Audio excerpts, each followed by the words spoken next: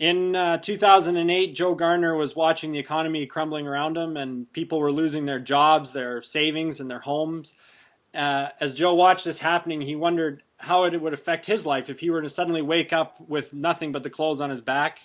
Grappling with this sense of community, Joe decided to find out if we still have the capabilities of helping each other. In December, Joe decided to leave home for 31 days with nothing but a computer, a cell phone, the clothes on his back, relying only on food, shelter, and transportation he could arrange through Craigslist. Joe began a life changing journey across America. The film Craigslist Joe documents his journey. Having worked on films like The Hangover, Due Date, and Project X, Joe was now stepping out of his comfort zone to rely totally on the goodwill of other people, of strangers. Joe Garner joins me now via Skype from his home in Los Angeles. Good morning, Joe. Morning, Dave. Thanks for taking the time to chat. I guess to start off, the premise of the documentary Craigslist Joe, it seems to come out of a bit of a depressing or dark place that people around you were losing their jobs and their savings and their homes. But for you, it seemed to be a message of hope that despite all these difficulties, Americans and people in general can still take care of each other and we can find community. For you, what was that definition of community that you sought out to find? Well, that's a great question because, like you mentioned, it did start kind of at a dark place. You know, we were working on The Hangover. I was living in Caesar's Palace in Las Vegas, and like you mentioned, like the kind of the country around me was crumbling, and I was very isolated. You know, living in this hotel, and so I got to thinking like, okay, are we at a place in our society where we have the potential to take care of one another, and what's technology's role in that? We're here chatting across the world via Skype, which is great. It has tons and tons of benefits, but is there also things that prevent more human face-to-face interaction, especially when things are tough? So I just kind of wanted to go out there with a very blank canvas and really see like how regular people were getting by during tough times. Like I didn't have any like planned, what does community mean to you? What is, the American dream? Is it still like I just really wanted to go and just experience people's lives and be kind of an observer to it all. Cool. And I mean, you obviously had a cameraman following around. And can you share a little bit about how you found Kevin Flint and convinced him to come on this journey with you? Yeah, about a week before I left, I put an ad on Craigslist, of course, looking for a camera operator. And I didn't tell them about the project. I just said it's going to be, really tough conditions, long days, crappy pay, and just really looking for someone with a sense of adventure that's willing to kind of get out of their comfort zone and take a risk. This is not a conventional project. There's not going to be call sheets. There's not going to be, every 6 hours there's a nice meal waiting for you. And, I got a ton of responses. Most of them were just like, dear sir or madam, I'm applying to the position listed. And, Kevin emailed me. And like he actually read the posting, you could tell. He started off, "Hey Joe, like I want to say I'm intrigued." He told me a little bit about his background. He had followed his twin brother, who his twin brother was working on Wall Street and decided to quit that job and that life and go try to be a trapeze artist in Cirque du Soleil and follow his like childhood dream. So for 5 years he followed and documented his brother around to all these different circuses throughout the world. It's a great film called Catching Dreams. And, I had coffee with Kevin about a week before I left, and I'm like, if he can do 5 years, a month is going to be a vacation. And I Yeah, couldn't have definitely. asked for a better partner along the way. Yeah, it seemed to work out really well. You guys seem to have a great connection.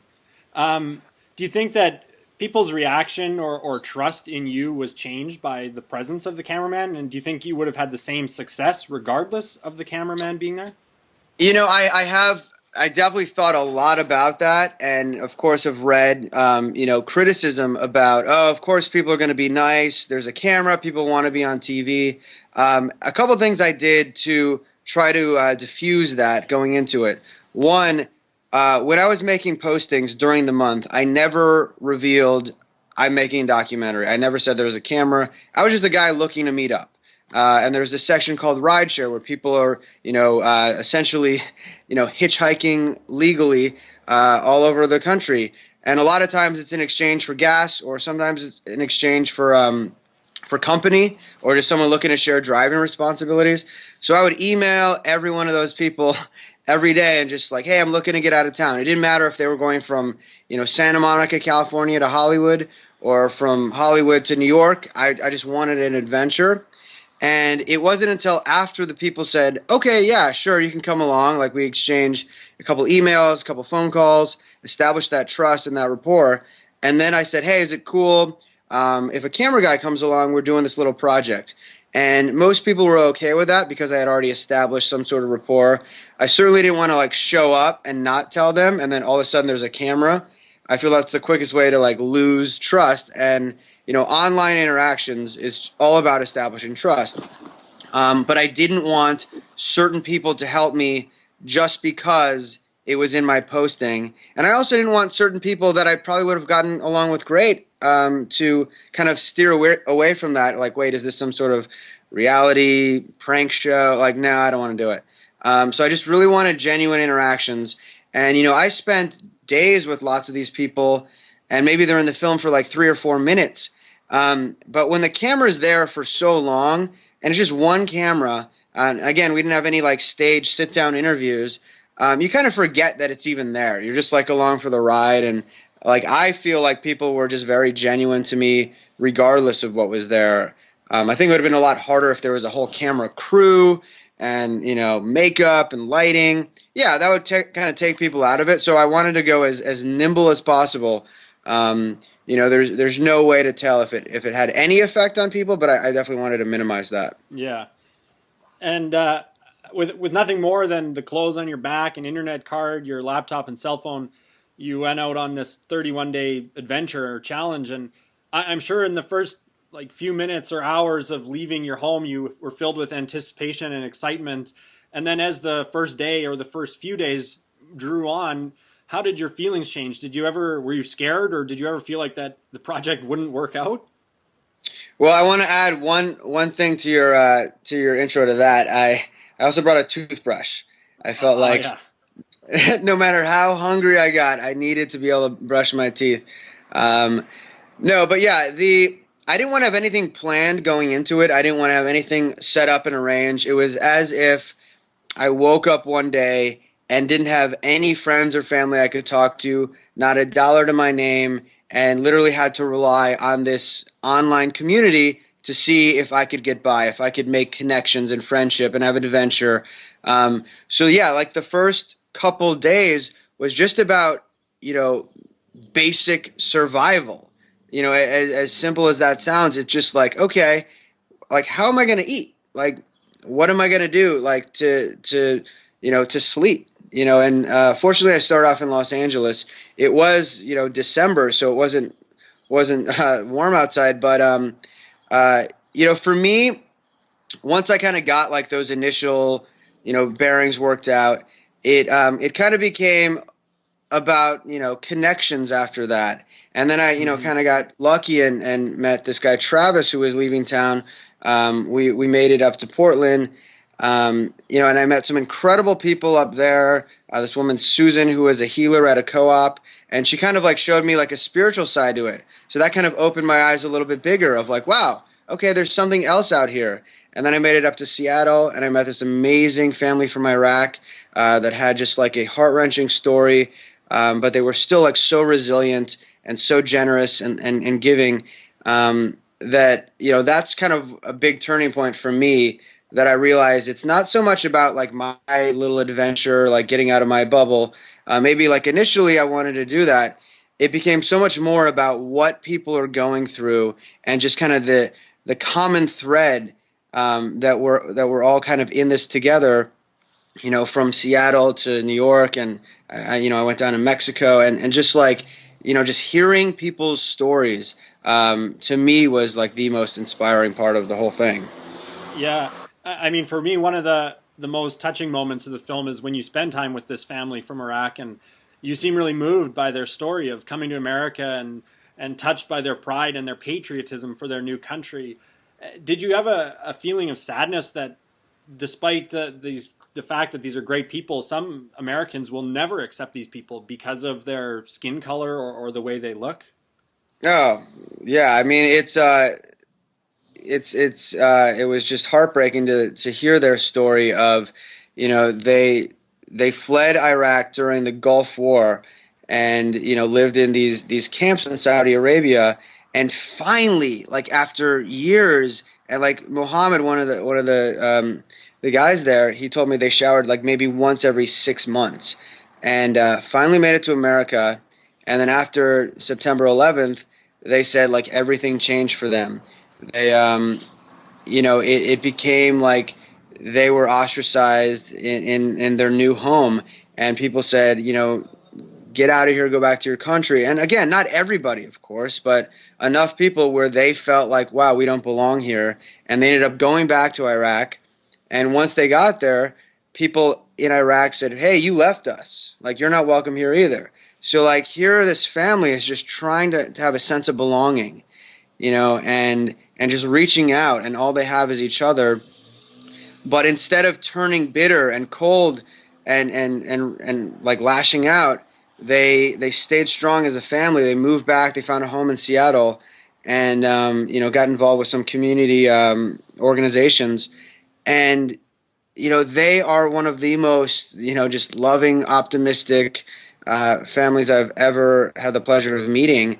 And it's like that kind of stuff that really like kept me going throughout the whole month. It's funny. Like I spent a good portion of my life traveling around the world to different cultures and countries, and I was really able to relate with this connection that you made with people who brought you into their homes.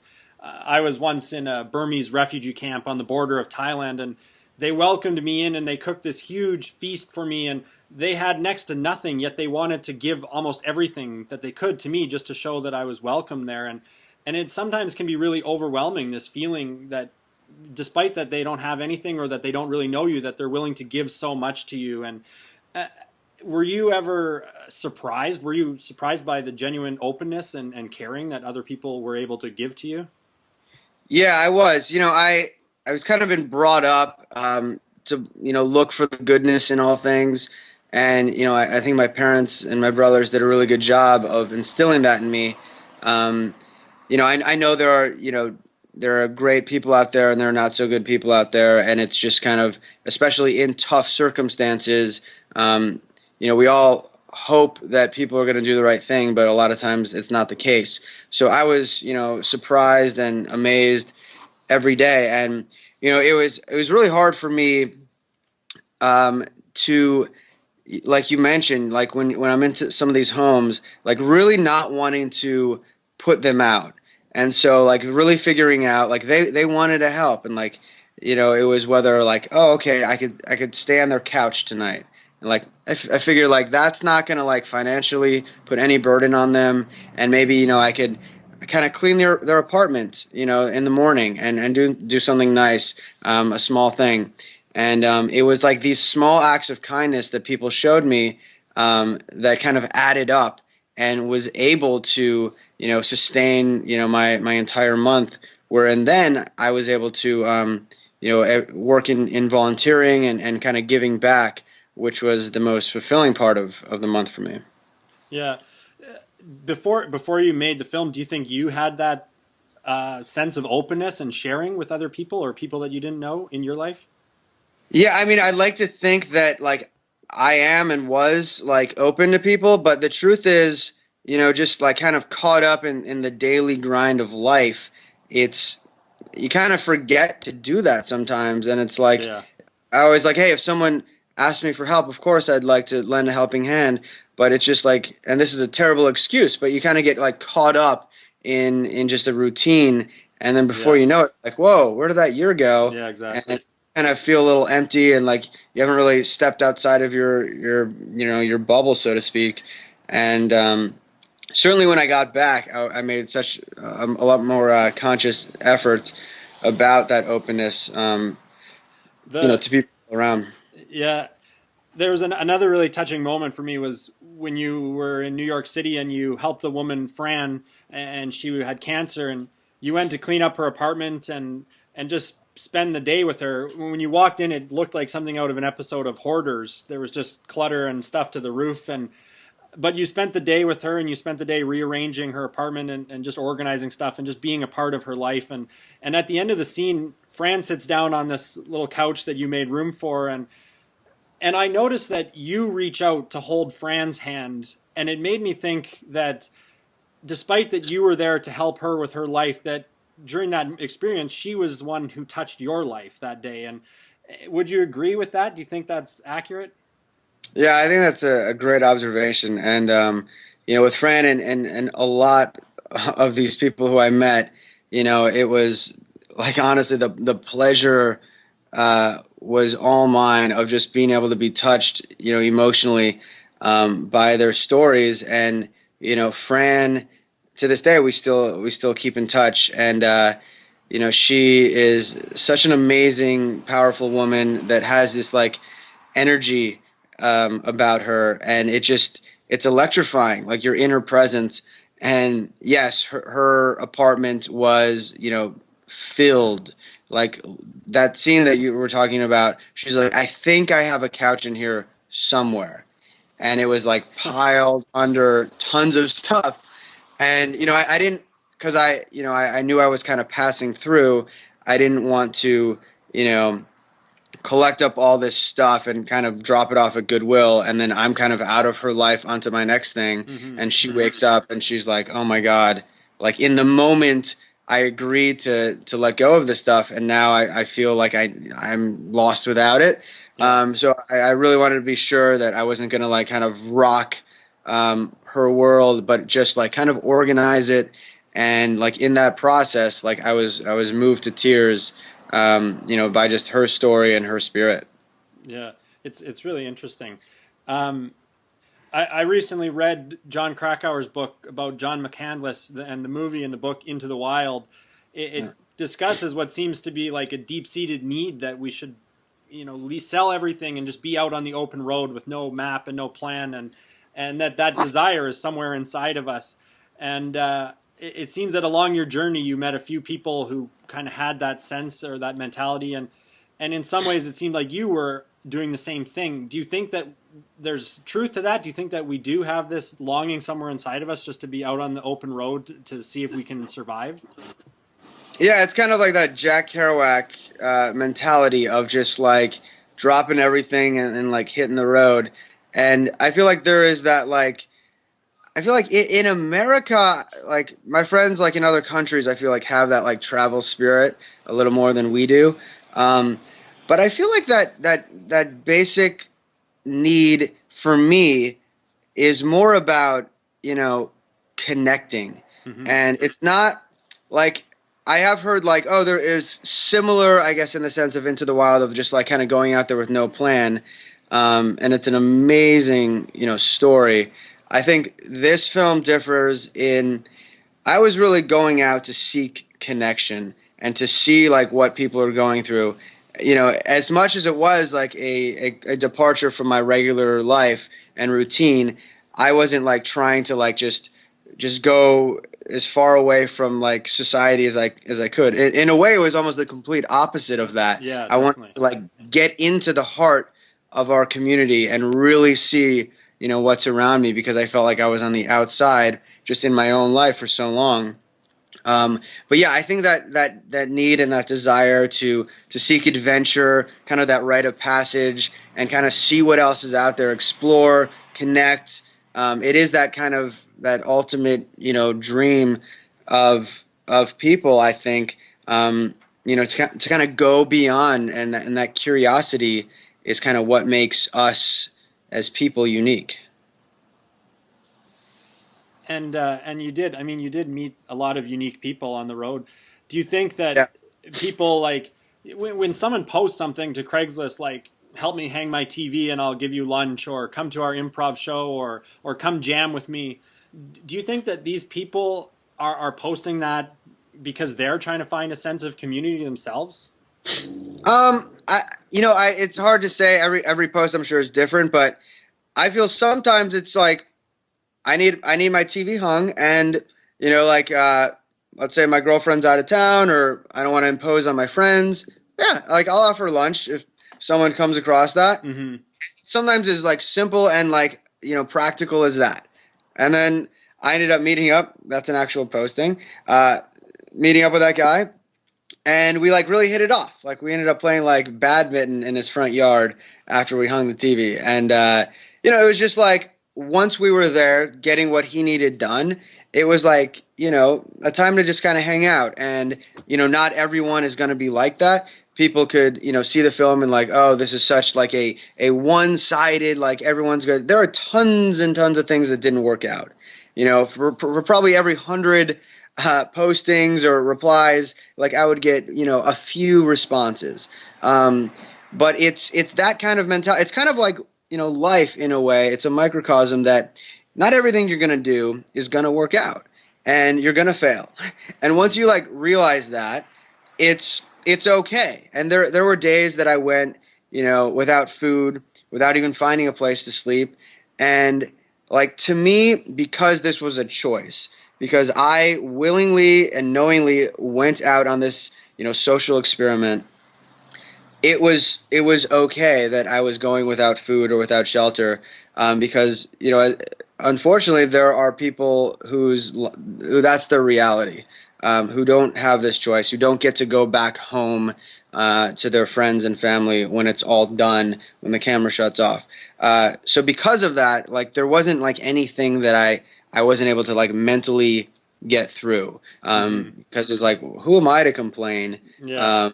When people don't have that choice. So yeah, I feel like, to answer your question, like some people wanted to connect, some people just like, the guy John, the musician, was working on some music, and he just wanted to see if there were other musicians that happened to be up at 2 a.m. Wanted to come meet up with them. Yeah. As I watched the film, I couldn't help but think that part of building a community is being genuinely open and interested in other people, in forgetting about yourself for a few minutes, and kind of focusing on other people and the things that are happening in other people's lives. And then when you do that, then they open up to you, and then that feeling and that sense of community seems to appear. Would you agree with that? 100%, 100%. And I think it's like the saying, you kind of get out what you put in.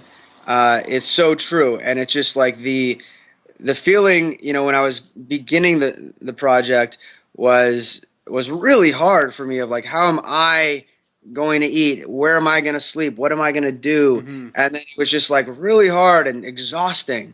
And then like once I realized it's not about me, it's about like this greater thing that I'm trying to be a part of. And like you said, like just like hear their stories and listen. It like I just forgot about what I was actually doing. I forgot there was a camera there, and I was really just interested in genuine connection.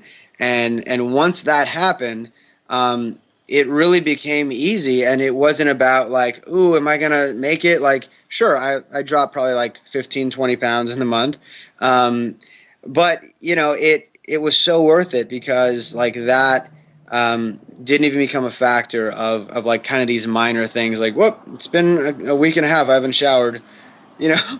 Yeah. Those are things that like, I met this guy Jake, who had just kind of been traveling around for months and months, just kind of living in his car, living off people, and he pointed that out as well, of just like sometimes we all are guilty of getting caught up in kind of smaller things which seem big in our lives, but it isn't until you like can pull back a little, get a little perspective, and realize like that's all kind of part of the bigger picture. Yeah. I mean, we have like this technology that's all around us, and sometimes it seems that technology can make us a little bit self-absorbed, and we build these online brands and avatars through Twitter and Facebook, and even Craigslist. But when we have that human to human contact, if we can focus on someone else for a little time and build a real connection, then it seems that that's how we build community. And do you think that that human to human contact is fading a little bit, and do you think that it's important to keep sustaining and building communities? I think it's absolutely crucial that we do that. Certainly right now during and the next X amount of years, technology is not going away. I think we all know that, and so I think it's crucial, for our survival, really, to maintain that, face-to-face interaction. But I was kind of mixed before I went out on this journey of my feeling about technology. It was kind of like a guilty pleasure sometimes of like being able to access, Facebook or watch movies on my iPad. It's like, oh, it's nice Yeah. to do, but there is something nice, metaphorically and literally of being, in a movie theater, having a shared experience with people all around you that you don't necessarily know. There is something really, really special about that, and I hope like that sort of like group gathering mentality is around, forever, because technology is great. Like I like being able to Skype with you, and it's enabled this connection and this interaction. But I feel like this should not replace people's face to face interactions. It should only enhance it. And I think if you're smart about it, it does work the way it should. Yeah, so when I come to LA next, then we'll have to go for beers face to face. Exactly. Consider it I done. guess lastly, could you just share a little bit about how the documentary and the process of making the film has changed your life, and what's next for you? What's next for Joe Garner? Well, I'll tell you, like the after I had my great month on Craigslist, it became like, okay, now I'm going to sit down and go through. We had about 80 hours of footage. I brought on an editor, brought on a producer, Mhm. and we really like looked through all this footage and said, okay, Joe, you had a great experience. We're not taking that away from you. But is there a film here? Is Mhm. there a coherent, cohesive story that's worth telling and that, it's worth people's time to invest in it? And so we dug through, and I think our first cut was about 12 hours long. I made some very nice friends sit through those 12 hours, and then we just kind of kept whittling it down to 5 hours, to 3 hours, and Wow. then once it was like 2.5, I'm like, that's it. You can't cut another minute out. It's perfect.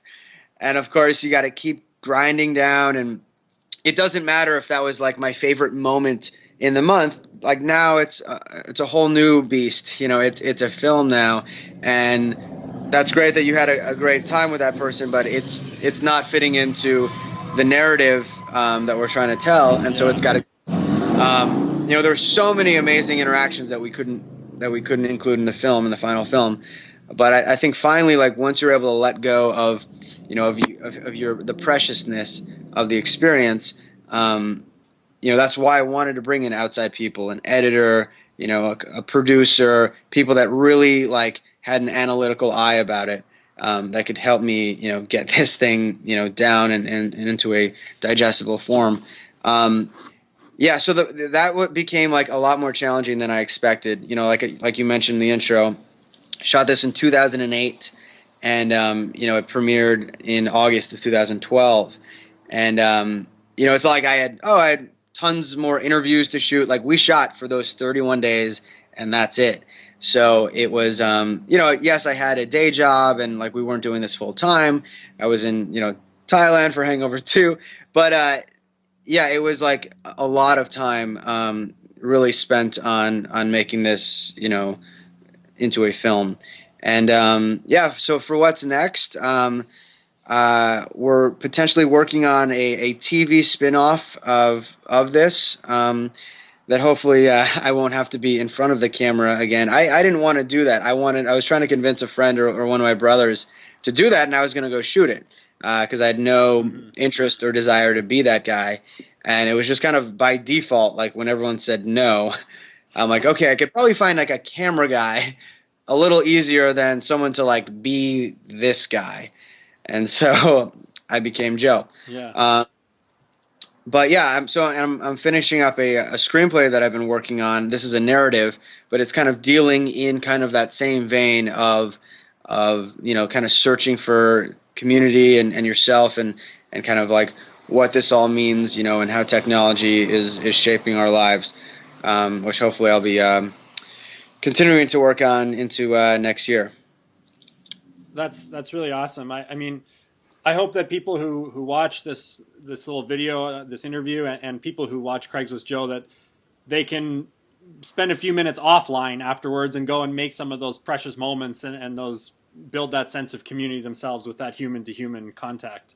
It's and I hope that you have a lot of success with your coming projects. Thank you.